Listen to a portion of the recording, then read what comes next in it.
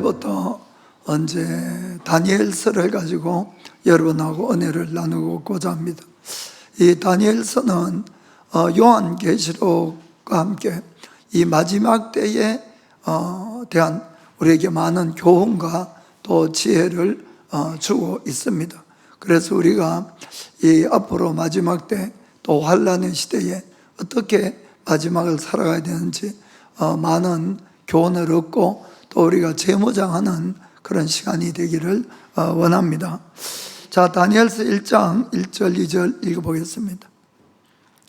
유다왕 여호야김이 위에 있은 지 3년에 바벨론 왕 느부갓네살이 예루살렘에 이르러 그것을 에워쌌더니 주께서 유다왕 여호야김과 하나님의 전기구 얼마를 그의 손에 붙이심에 그가 그것을 가지고 신할 땅 자기 신의 묘에 이르러 그 신의 보고에 두었더라. 아멘.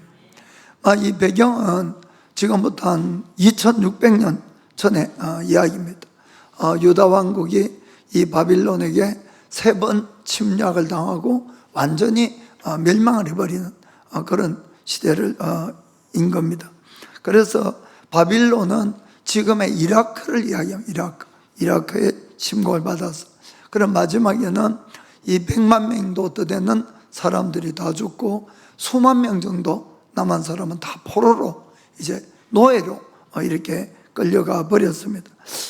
유대인은 우리가 아는 것처럼 하나님께서 우리 전 인류를 구원하기 위해서 먼저 모범적으로 이 유대인들을 그 모델로서 이렇게 그 발탁을 한 하나님의 선민이다 이렇게 할 수 있습니다.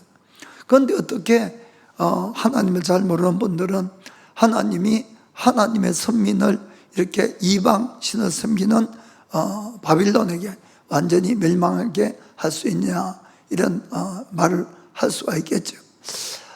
그래서 첫 번째는 이 마지막 시대 즉 하나님의 심판이 시작이 되는 것이 왜 하나님이 심판을 하실까는 겁니다.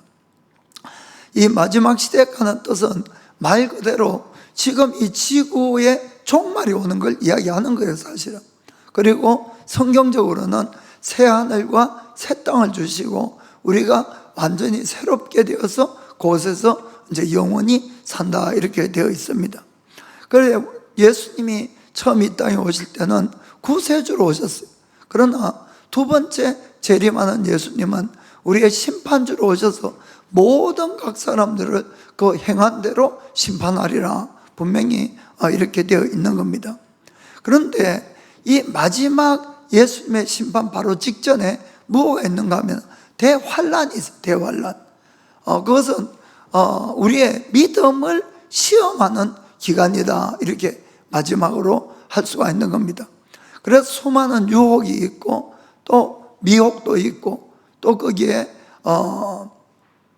시련, 환란 이런 것들이 닥치는 겁니다.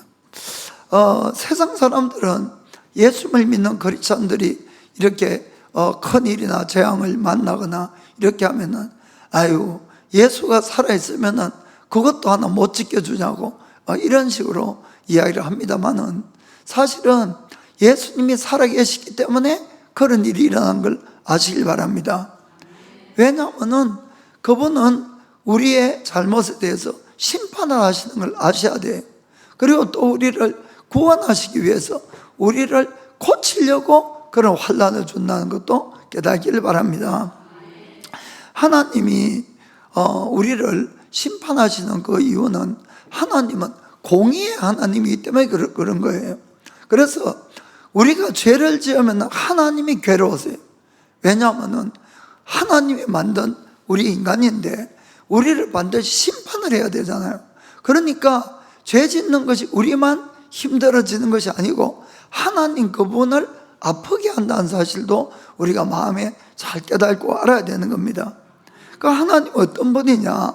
하박국 선지자는 하박국 1장 13절에 이렇게 이야기를 합니다.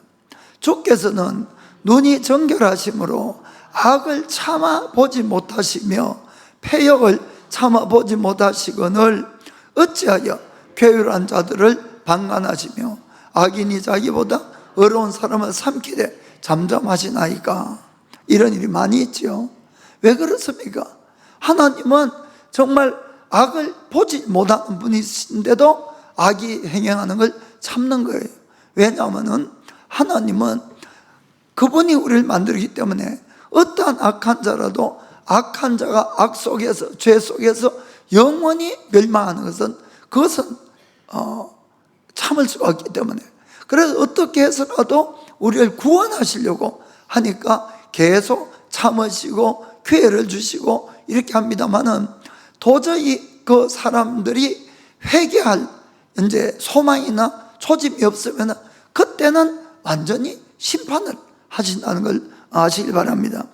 그래서 역사를 보도 그것이 분명한 거예요. 우리가 노아의 홍수의 때를 한번 생각해 보면은, 그때는 아담으로부터 1650년 정도 지난 후에, 1650년. 그런데 그 당시에 사람들은 이 공기나 모든 자연 환경도 완벽했고 사람도 완전한 건강체이기 때문에 다들 900살 전으로 살았어요.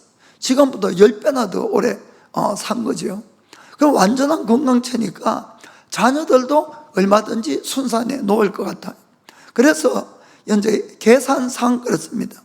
만약에 2년에 한 번씩 자녀를 낳게 되면은 1650년이라는 세월에 어느 정도 인구가 되느냐? 50억에서 100억까지의 사람이 된다는 거예요. 이건 계산상 그렇습니다. 그러니까 1650년 노아의 때에는 지금 정도의 사람들이 살았던 거예요. 그렇게 많은 사람들이 살았는데, 문제는 하나님을 정말 섬기고 살았던 사람은 노아의 가족 8명밖에 없었다는 겁니다. 다 타락해버렸어요. 다 타락했어요.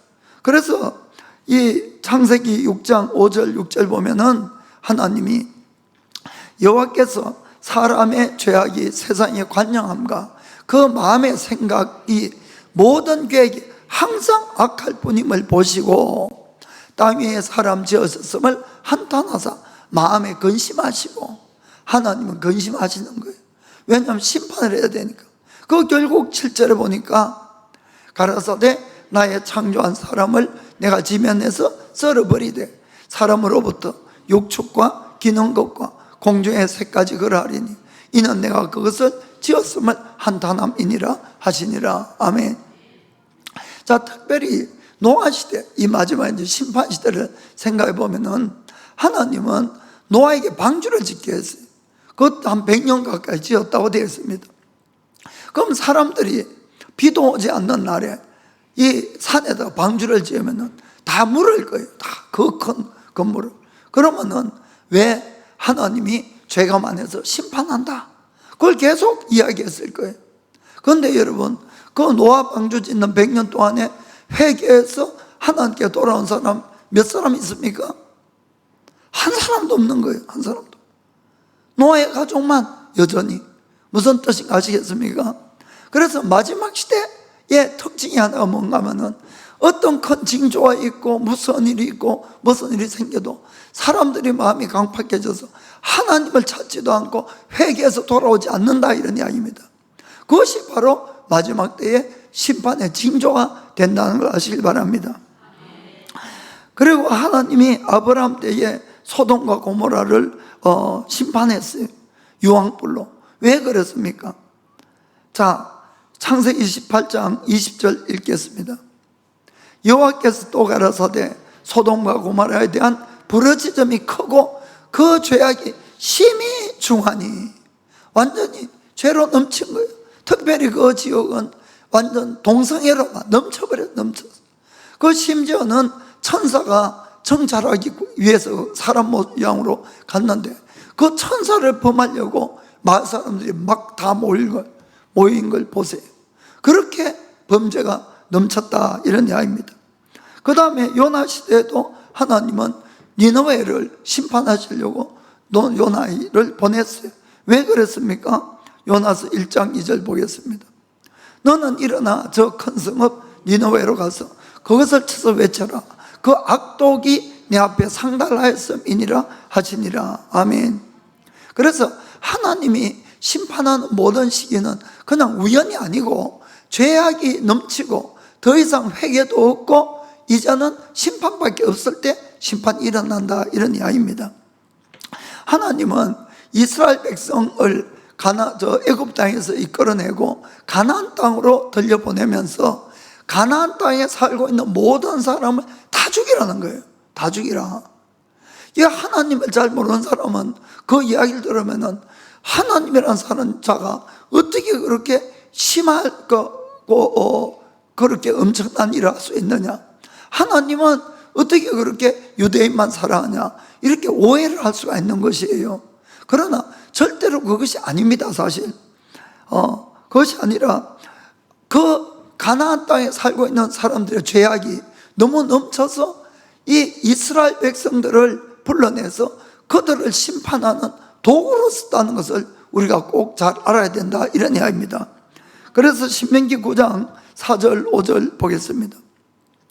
자, 너희 하나님 여호와께서 그들을 너희 앞에서 쫓아내신 후에 너가 심중에 이르기를 나의 의로움을 인하여 여호와께서 나를 이 땅으로 인도하여 들여서 그것을 얻게 하셨다 하지 말라. 실상은 이 민족들이 악함을 인하여 여호와께서 그들을 너희 앞에서 쫓아내심이니라.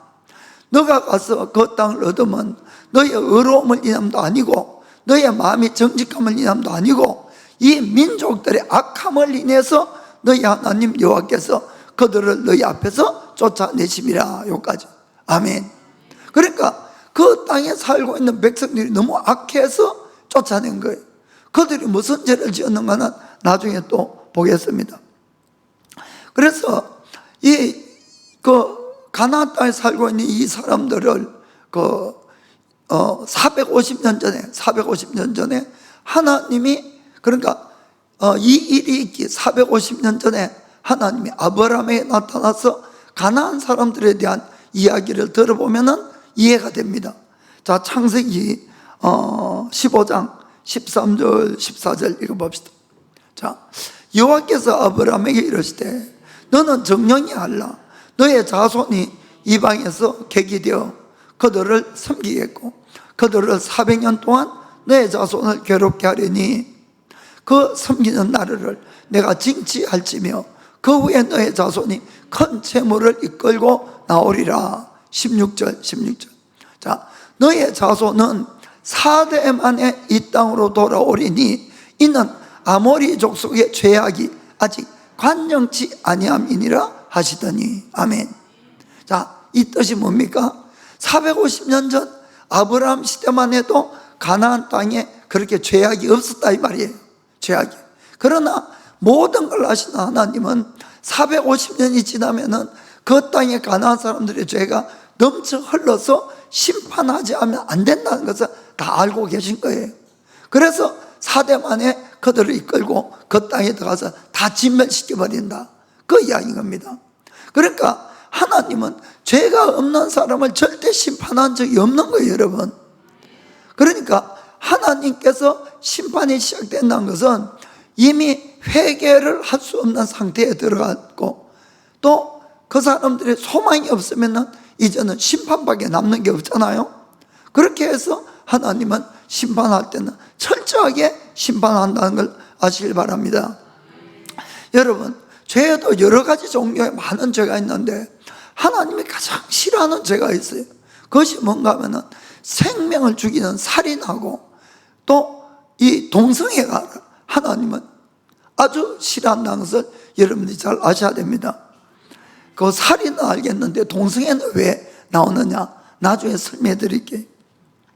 왜냐하면 하나님은 하나님의 창조의 축복을 말살하는 것이 바로 살인과 동성애이기 때문에 그런 걸 여러분이 아시길 바랍니다. 하나님이 우리 인간을 창조하시고 주신 가장 이 놀랍고 아름다운 축복이 뭔가 하면 생명의 축복이에요. 생명의 축복. 여러분, 자녀를 낳아본 사람 알잖아요. 정말 눈에도 넣어도 안 아프다는 말이 어디서 나왔어요? 자녀를 낳은 사람이 그 이야기를 하는 거예요. 그러니까 이 생명이 있기 때문에 모든 것이 아름다운 거예요, 여러분. 여러분, 아무리 아름다운 자연이 있고 멋진 뭐가 있다 할지라도 그곳에 사는 생명이 없다면 이거 완전히 다 죽은 자연이 될 것 아닙니까? 그래서 모든 세상이 아름다운 것은 그곳에 생명이 있기 때문에 아름답다는 것을 여러분 정말 깨닫고 하셔야 되는 겁니다. 그래서 하나님은 모든 그 생명의 축복, 생명의 탄생을 남자와 여자, 또 암컷과 수컷 이의 결합을 통해서 모든 생명이 다음으로 이렇게 번성하도록 이렇게 축복을 하신 거예요. 자, 그래서 우리 사람에게 어떤 축복을 합니까? 창세기 1장 28절 보겠습니다. 하나님이 그들에게 복을 주시며 그들에게 이르시되 생육하고 번성하여 땅에 충만하라. 땅을 정복하라. 바다의 고기와 공중의 새와 땅에 움직이는 모든 생명을 다스리라 하시니라. 아멘. 생육하고 번성하고 땅을 충만하게끔, 그것이 바로 우리 인간에게 준 가장 귀한 축복인 걸 아시길 바랍니다. 생명의 축복인 것이에요. 생명이에요. 그러면은 이 생명의 축복으로 우리가 생육하고 번성하고 충만하기 위해서는 무엇을 통해서 할 수 있습니까? 정상적인 결혼을 해서 거기에서 계속 자녀들이 탄생이 되어야 된다, 이런 이야기입니다. 그런데 이 가나안 땅이 왜 하나님 앞에 저주를 받았냐? 그것은 자기들의 자녀들을 불태워서 자기들 신에게 바치는 생명을 완전히 말살시키는 그런 행위를 했던 거예요. 자, 신명기 12장 31절 읽겠습니다.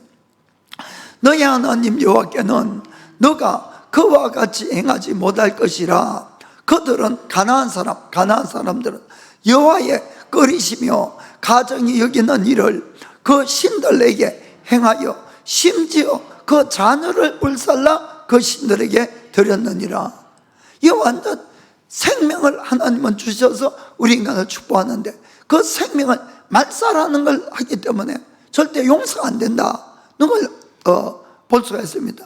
그런데 문제는 그 땅에 들어간 유대인들이 그 일을 한다, 이런 이야기입니다. 자, 역대하 28장 3절. 또 흰놈의 아들 골짜기에서 분향하고 여호와께서 이스라엘 자손 앞에서 쫓아내신 이방 사람의 가정한 일을 본받아 그 자녀를 불사르고, 일본어 성경 그냥 불을 통과시킨다 이랬는데 그것이 아니고 영어 성경 burned his children in the fire 이렇게 적혀 있어요. his children in the fire. 그러니까 자녀들을 불에 태워버린 거예요. 여러분, 하나님은 그것 때문에 거기에 살고 있는 사람들 다 진멸시키고 쫓아냈는데 거기에 들어간 이스라엘 백성들도 똑같은 거짓을 하니까 하나님이 바빌론에게 멸망시킬 수밖에 없다, 이런 얘기입니다. 그래서 이 동성애를 하나님이 왜 아주 싫어하느냐? 이것은 변태적인 행위이기 때문에 싫어하는 것이 아니에요, 여러분. 그것이 아니고 동성애는 자기들의 육신적인 쾌락을 위해서 하나님의 생명의 축복을 말살시키는 것이기 때문에 하나님이 아주 싫어한다, 이런 이야기입니다. 그렇기 때문에 여러분, 동성애자가 넘쳐나서 첨가되면 될수록 생명이 태어나겠습니까? 안 태어나겠습니까? 못 태어나는 거예요. 무슨 뜻인가 아시겠습니까? 그 결국 자기의 육신들의 쾌락을 위해서 생명을 끊어버리는 것이 바로 동성애다. 그걸 알아야 됩니다. 그것뿐만 아니고 그들을 통해서 정상적인 결혼 생활을 하는 사람들도 위협을 받는다는 것이 그들의 아주 큰 죄라는 걸 우리가 알아야 됩니다.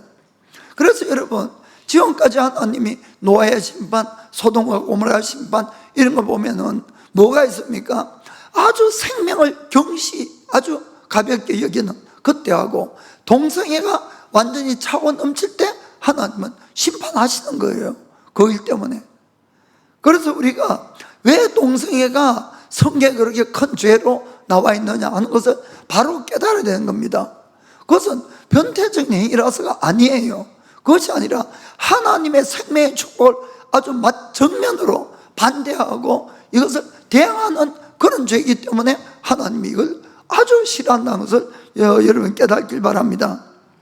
자, 그러면은 오늘 우리가 살고 있는 이 시대는 어떠한 시대인가를 한번 정확하게 보시길 바랍니다. 한마디로 말하면 생명을 아주 가볍게 아주 여기는 그런 시대가 되었어요.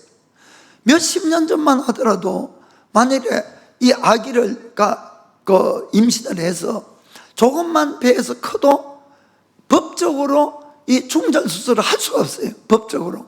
무슨 말이 아시겠습니까? 법으로 막아놔서 안 됐던 거예요.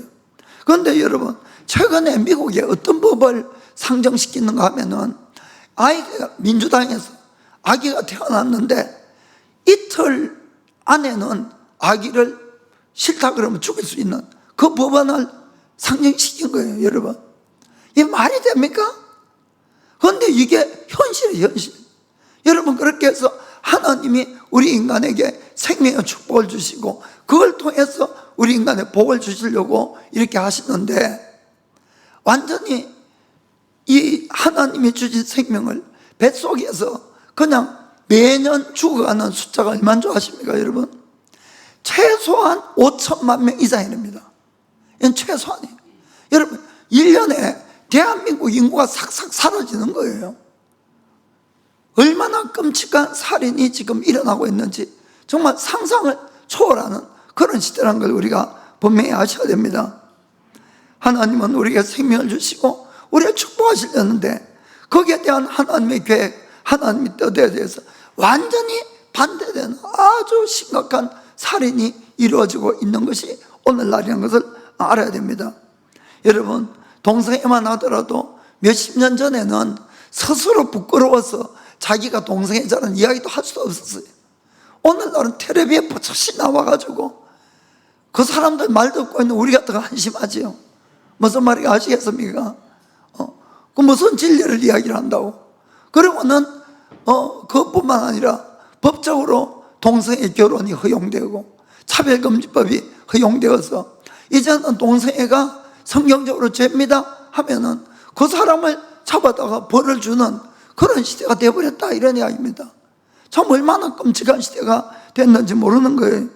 그것뿐만 아니고 여러분, 동성애가 계속 증가할수록 동성애로 말미암아 에이즈 이런 병들이 얼마나 심각합니까? 이것도 분명히 더 확산되는 거 뻔한 사실 아니겠어요? 무엇보다도 가장 위협적인 것은 건전한 가정들이 위협되고 공격을 받는 거예요. 건전한 가정생활 가는 것이 점점 힘들어진다, 이런 이야기입니다. 지금까지 따뜻하고 아름다운 이 가족의 사랑, 가족끼리의 유대관계, 이런 것들도 점점 없어지는 거예요. 여러분, 더 심각한 것이 있어요. 그것이 뭔가 하면은 요즘은 유전자 조작을 통해서 같은 성끼리의 이 유전자를 빼놔가지고 그것으로 생명을 만들어가는 실험을 하고 있는 거예요. 여러분, 그러면 이제 동성끼리 자기 유전자 빼가지고 거기에서 생명을 만든다, 이런 이야기입니다. 그것이 지금 뭐 가능한 단계까지 갔다는 거예요. 거기에 또 더불어가지고 요즘 막 일본에서 어떤 또 막 박사님이 또 발명하셨는데 인공자궁을 만드셔가지고, 그래서 기계에서 이제 사람을 임신하고 기계에서 출산하는, 여러분, 그렇게 되면은 부모 자녀 간의 사랑이라든지 유대관계라든지 이런 인간관계 하는 것이 정말 완전히 파괴되는 그런 세상이 되어 온 거예요. 지금 우리만 몰라서 그냥 교회에 앉아있지. 정말 심각해. 그렇게 되면은 사람을 정말로 그냥 공장에서 찍어내는 것처럼 그렇게 만드는 거예요. 그것이 어떻게 생명으로서의 하나님의 이 관계, 이 기독교는 뭡니까? 기독교는 관계예요, 관계. 하나님과 우리의 사랑의 관계, 사랑과 사랑과의 사랑의 관계. 거기서 이제 사랑이 다 빠져버리면은 뭐가 남겠나는 겁니다. 완전히 동물이나 똑같은 거죠. 그러면은 여러분, 이런 세상에 오면은 얼마나 생명을 경시 여기고 그건 찍어내면 되니까. 그렇지 않겠습니까? 그러면은 하나님이 도저히 그냥 볼 수가 없는 거예요. 그래서 지금 마지막 때 가는 것이 왜 마지막 때냐? 이와 같이 완전히 생명을 경시하는 시대가 되어버린 거예요. 그러니까 하나님의 심판의 때가 분명히 가까이 왔다는 걸 반드시 인식하시길 바랍니다. 자, 우리가 마지막 때일수록 이 빛의 자녀처럼 살지 않으면 반드시 밟혀버린다는 걸 아시길 바랍니다. 우리가 예수를 믿으면 죄사함을 받고 구원받습니다. 구원받습니다. 그러면 내가 구원받았기 때문에 나는 내 마음대로 죄짓고 마음대로 살아도 되느냐? 그건 절대로 아니라는 것을 여러분들이 분명히 마음에 깨닫고 하셔야 됩니다. 성경도 말씀합니다. 로마서 6장 15절 16절 보겠습니다. 그런 적 어찌하리요?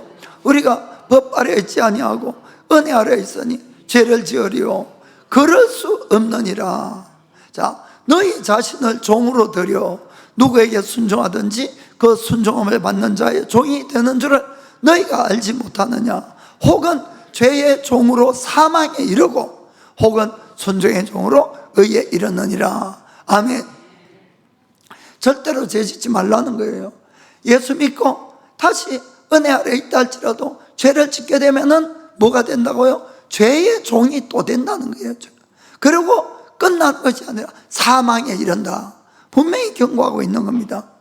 그래서 여러분, 그러면 어떤 사람은 예수만 믿으면 모든 것이 잘 돼야 된다고 생각하는데, 예수 믿는 이점이 뭡니까? 여러분, 내가 예수를 믿는다고 분명히 알아야 되는 것은 하나님은 무조건 내 편을 들어주는 것이 절대로 아니라는 걸 아셔야 돼요. 여러분, 예수 믿는 가장 축복이 뭐냐? 죄사함을 받는 거예요. 죄사함. 그래서 내가 지금까지 어떠한 죄를 지었다 할지라도 정말 회개하게 되면은 그 죄에 대해서는 하나님의 마지막 심판에서는 죄를 나를 심판하지 않는 거예요. 사해졌으니까.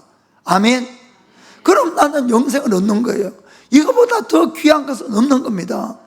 그럼 그 다음에 죄를 지으면 어떻게 해야 됩니까? 반드시 회개해야 돼. 회개. 그런데 회개하지 않고 그대로 내버려 두면 또 나는 무슨 종이에요? 죄의 종이고 멸망으로 가는 거예요, 여러분. 자, 그러면은 그래서 예수 믿고 가장 복되는 것은 우리가 죄 사함을 받고 마지막 심판 때에 하나님 앞에 섰을 때 그 죄에 회개한 죄에 대해서는 나를 하나님이 책망하지 않는 거예요. 심판을 묻지 않는 겁니다. 그러니까 죄가 있으면은 반드시 회개를 하셔야 돼요. 그러나 또 한 가지 분명히 알아야 되는 것은 하나님은 내 죄를 용서하시는데 죄를 어디에서 짓습니까? 이 땅에서 짓는, 이 땅에서. 이 땅에서 내가 죄를 짓고 회개했어요. 그럼 그 죄에 대해서는 하나님의 심판 때에 나에게 묻지 않아요. 그러나 이 땅에서 내가 죄의 씨앗을 뿌렸기 때문에 이 땅에서는 그 죄의 열매를 다 내가 거둬들여야 된다. 이걸 여러분들이 꼭 아시길 바랍니다. 다윗의 경우를 다윗은 이 우리아의 아내하고 불륜을 저질렀어요. 불륜을.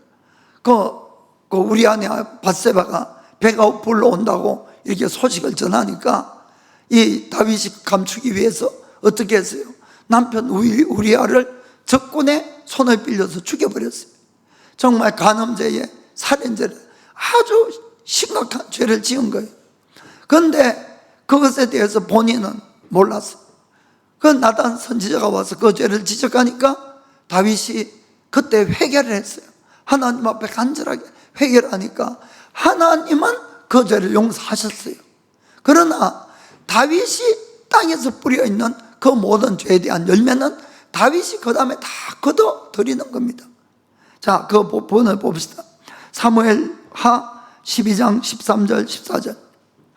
다윗이 나단에게 이르되 내가 여호와께 죄를 범하였노라 하매 나단이 다윗에게 대답하되 여호와께서도 당신의 죄를 사하셨나니 당신이 죽지 아니하려니와 이 일로 인하여 여호와의 원수로 마귀로 크게 해방할 거리를 얻게 하였은즉 당신의 난 아기가 정령 죽으리이다 하고. 아멘.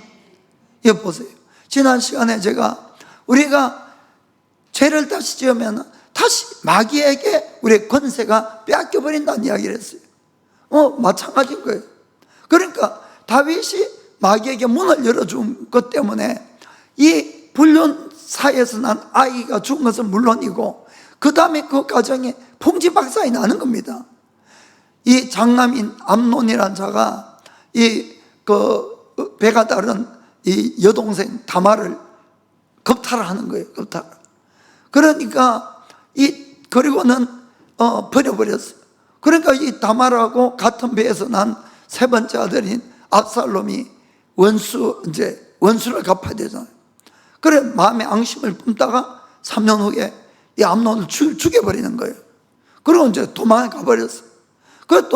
그러니까 막 아버지로서는 뭐 형제 간의 간음죄에 살인죄에 막 난리가 난 거예요. 그리고는 나중에 겨우 압살롬을 불러왔는데 그놈이 또 아버지에게 앙심을 품고 반역을 시작한 거예요.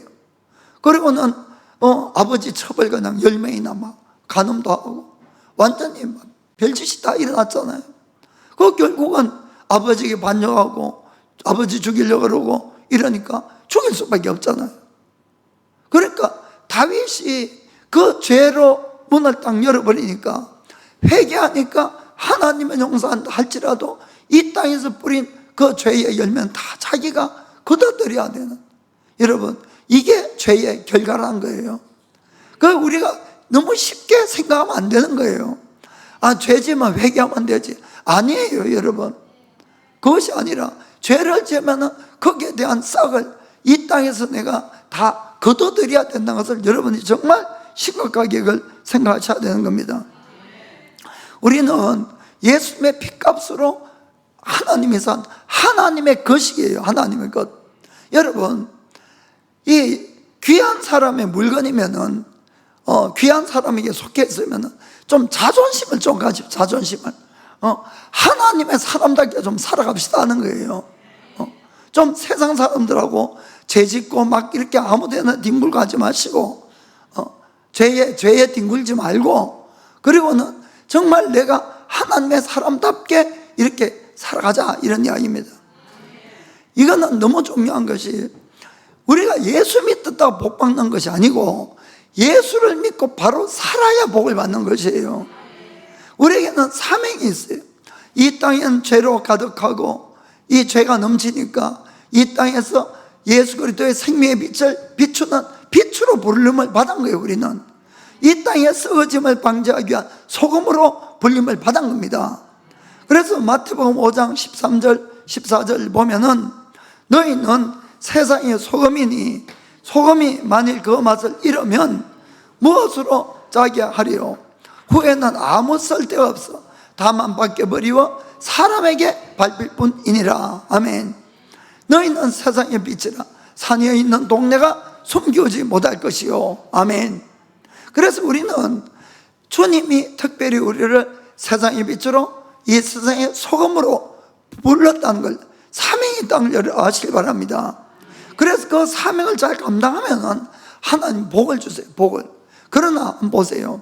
소금이 짠맛을 잃어버리면 아무 쓸데가 없어서 밖에 버려진다고 되어 있는 것이에요. 내가 예수 믿는 것 때문에 복을 받는 것이 아니고 예수님을 믿는 사람답게 살 때 복을 받는 거예요.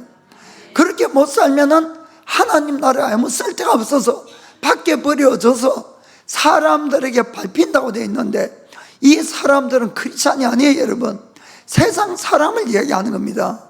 그러니까 예수 믿어도 세상 사람보다 더 힘든 삶을 살아가는 것은 왜 그럴까요? 내가 바로 못 사니까 그런 거예요.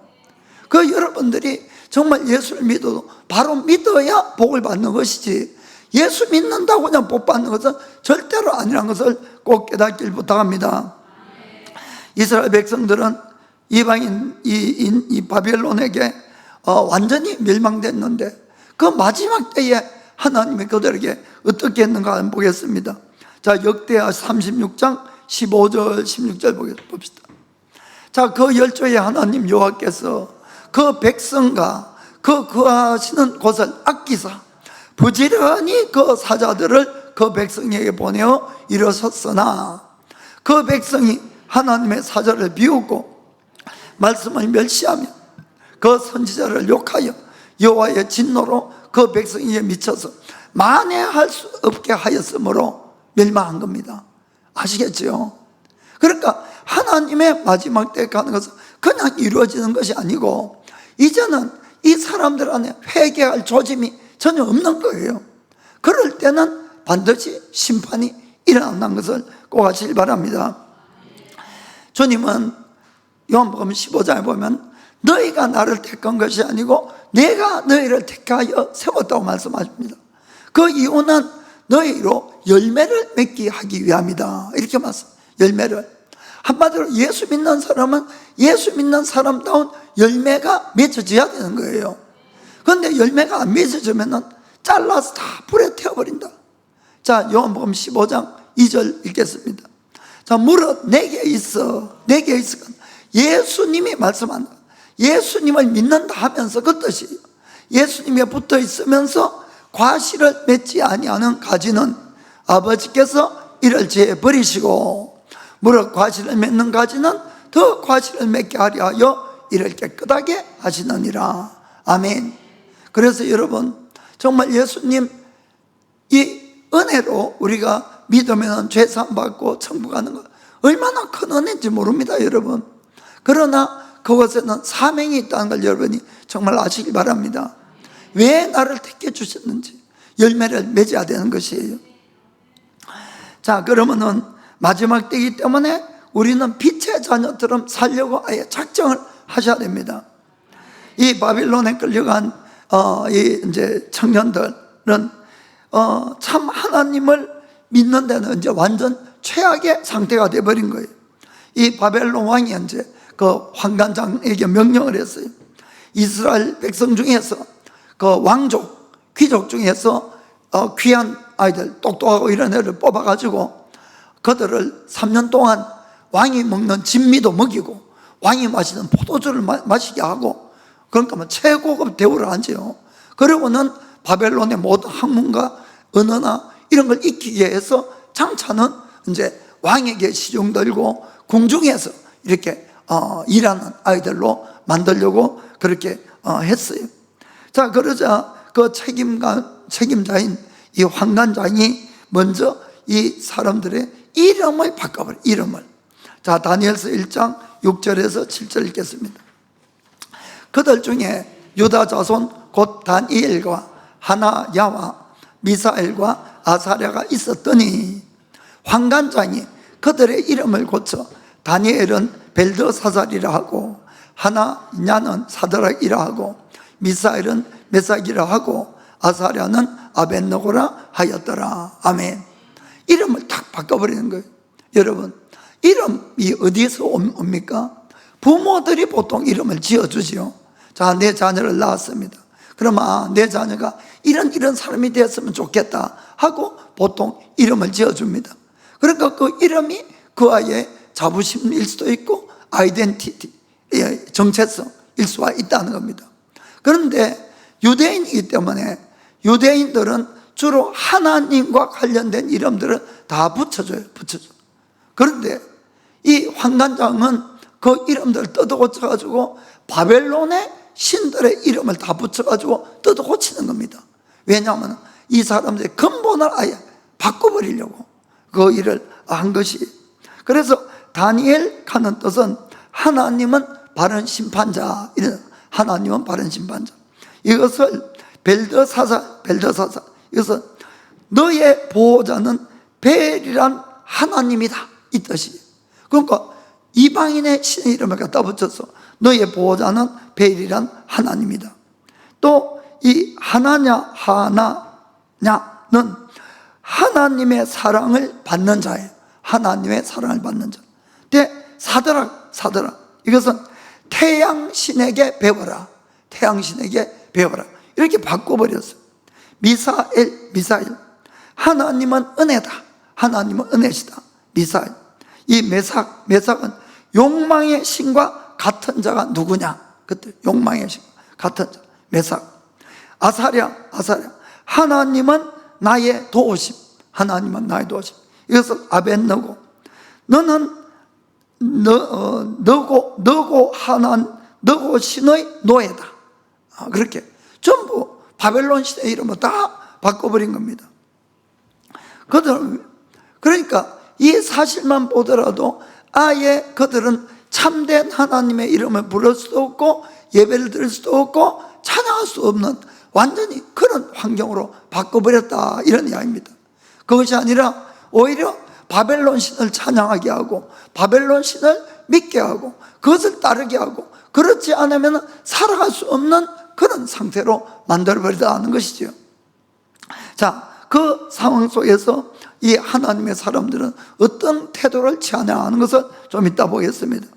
그러면은 이 문제는 오늘날 우리 크리스천들이 이 마지막 시대를 살아가면서 기독교인들이 박해받고 무시당하고 생활에 어려움을 당할 때 어떻게 살아가야 되느냐 하는 문제하고도 동일할 수 있다는 걸 우리가 알 수가 있는 겁니다.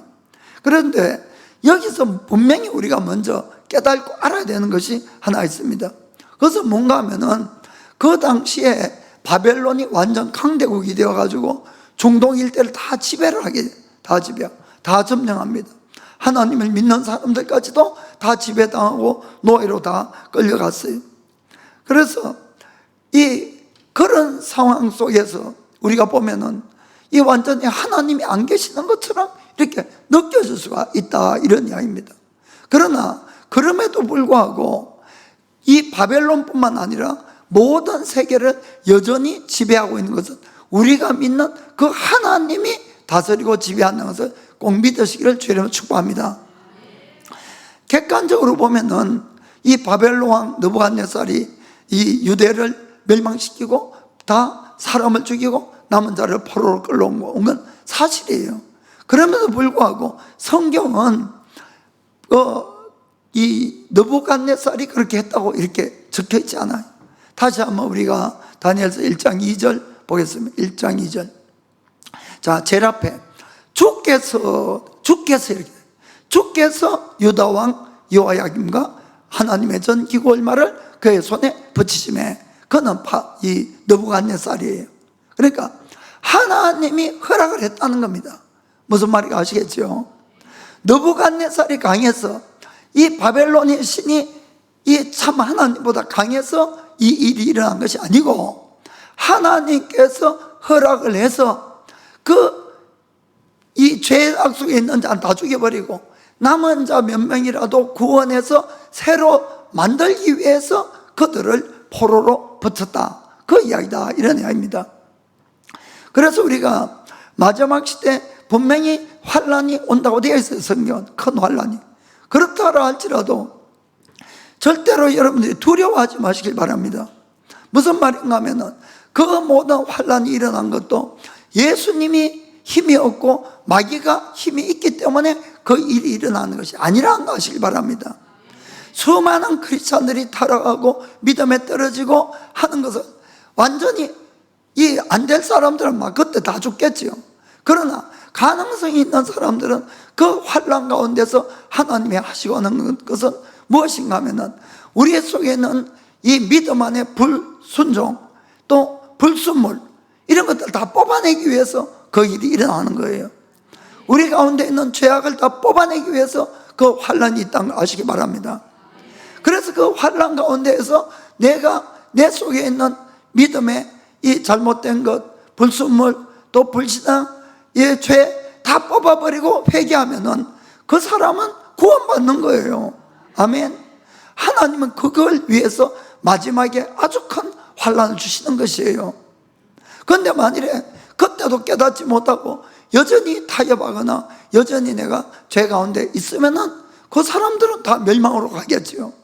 그렇기 때문에 마지막에 대환란 가는 것은 우리를 그저 고난만 주고 멸망시키려고 하는 뜻이 절대로 아니라 그것이 우리의 마지막에 찬스가 된다는 것을 꼭 기억하시길 바랍니다.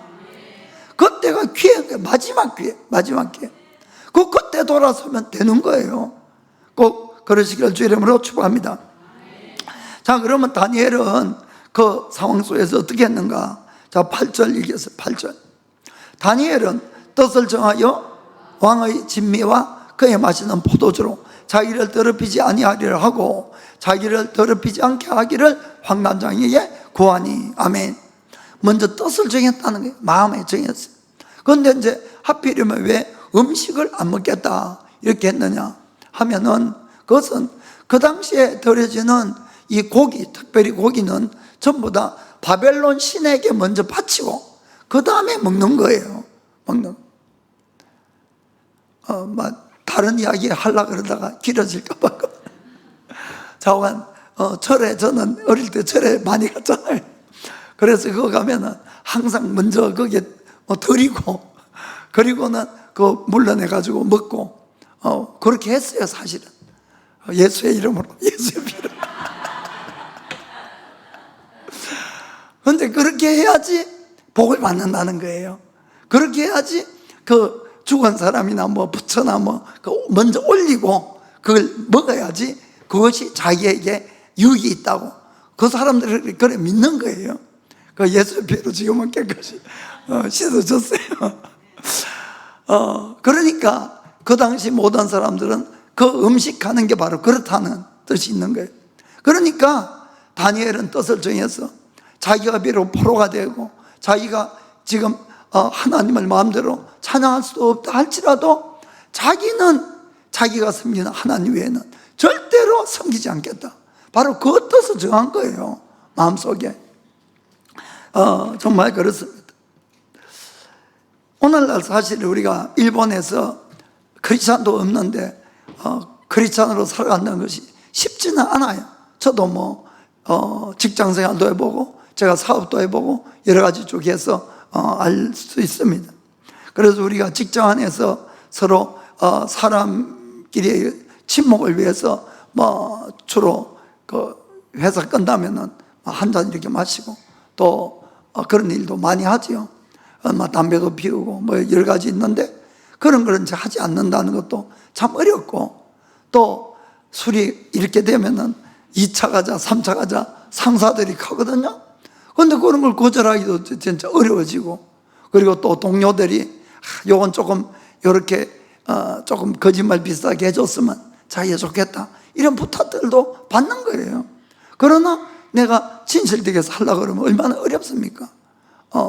그것뿐만 아니고 뭐 와이로 같은 그런 문제들도 있고 또 문제는 이 일본의 문화는 장례식에 가면은 그 향을 피워야 되는데 그걸 또 피울 수도 없고 그래서 정말 내가 믿음 생활을 바르게 지키려고 그러면 참 어렵다는 것 저도 많이 느꼈고 경험했고 알고 있어요. 그러나 오늘 제가 분명히 말씀드리고자 하는 그것은 뭔가 하면은 그러나 여러분 지금 내가 믿음을 타협하기 시작하면은 환난 때는 절대로 믿음의 승리를 못한다는 거예요. 내가 지금부터 믿음을 바로 세워서 하나하나 정리를 해야만이 그 환난 때도 나는 할 수가 있는 거예요.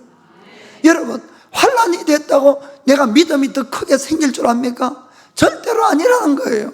더 위축되고 더 두려워지고 더 타협하게 되는 거예요. 그렇기 때문에 지금부터 우리는 환난을 준비해야 된다는 겁니다. 지금부터 내가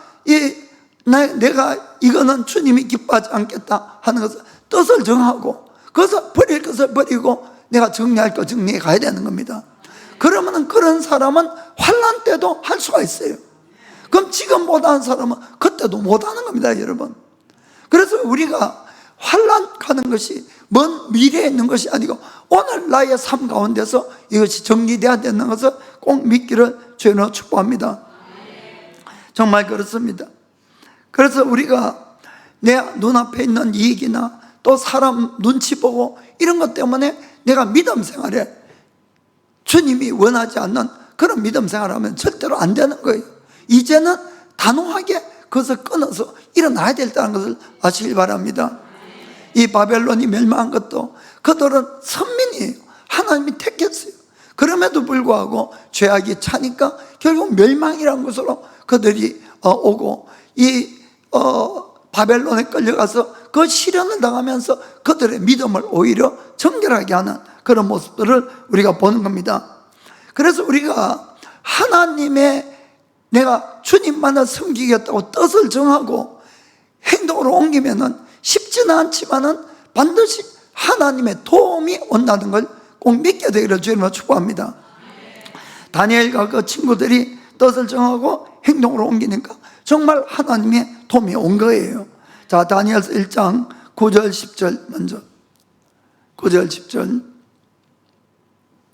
자, 하나님이 다니엘로 환관장에게 은혜와 긍휼을 얻게 하신지라. 환관장이 다니엘에게 이르되 내가 내 주 왕을 두려워하노라. 그가 너희 먹을 것과 너희 마실 것을 지정하였거늘 너희의 얼굴이 초췌하여 동무 소년들만 못한 것을 그로 보시게 알 것이 무엇이냐. 그렇게 되면 너희 까닭에 내 머리가 왕 앞에서 위태하게 되리라 하니라. 자, 맞지요? 12에서 15. 12에서 15. 자, 청하오니 당신의 종들을 열흘 동안 시험하여 채식을 주어 먹게 하고 물을 주어 마시게 한 후에 당신 앞에서 우리의 얼굴과 왕의 진미를 먹는 소년들의 얼굴을 비교하여 보아서 보이는 대로 종들에게 처분하소서 하매 그가 그들의 말을 쫓아 열흘을 시험하더니 열흘 후에 그들의 얼굴이 더욱 아름답고 살이 더욱 윤택하여 왕의 진미를 먹는 모든 소년보다 나아 보인지라. 아멘. 그래서 그들은 이제 우상에 바친 음식 안 먹어도 되었어요. 그런데 그것뿐만 아니라 이 모든 사실 누가 보고 계셨어요? 하나님이 보고 계시죠. 하나님이 다 알고 계시죠. 얼마나 기뻐했겠어요, 이 소년들은. 그래서 하나님이 그들에게 놀라운 축복을 그 다음에 부어주시는 겁니다. 자, 17절 보겠어요. 하나님이 이 네 소년에게 지식을 얻게 하시며 모든 학문과 재주에 명철하게 하신 외에 다니엘은 또 모든 이상과 몽조를 깨달아 알더라. 그리고는 하나님이 모든 사람 앞에서 이들을 왕 앞에서 높여주는 거예요. 19절 20절. 왕이 그들과 말하여 보매 무리 중에 다니엘과 하나냐와 미사엘과 아사랴와 같은 자가 없으므로 그들로 왕의 앞에 모시게 하고 왕이 그들에게 모든 일을 묻는 중에 그 지혜와聰明이 온 나라 박수와 술객보다 10배나 나은 줄을 아니라. 아멘. 그래서 귀하게 그 다음부터 셈을 받기 시작하는 걸 볼 수가 있는 겁니다. 사랑하는 성도 여러분, 그러므로 우리가 마지막 때 여러 가지 위협이 있겠지만은 그렇기 때문에 하나님을 택해야 되는 거예요. 그렇기 때문에 하나님을 딱 붙들어야 되는 겁니다. 그것이 우리에게 가장 안전한 길이고 가장 안전한 보호망이고 가장 하나님의 큰 은혜를 입을 수 있는 지름길이라는 것을 꼭 믿고 우리가 이 마지막을 정말 주님을 기쁘게 하는 그런 삶을 살아가기를 예수님의 이름으로 축복합니다. 기도하겠습니다.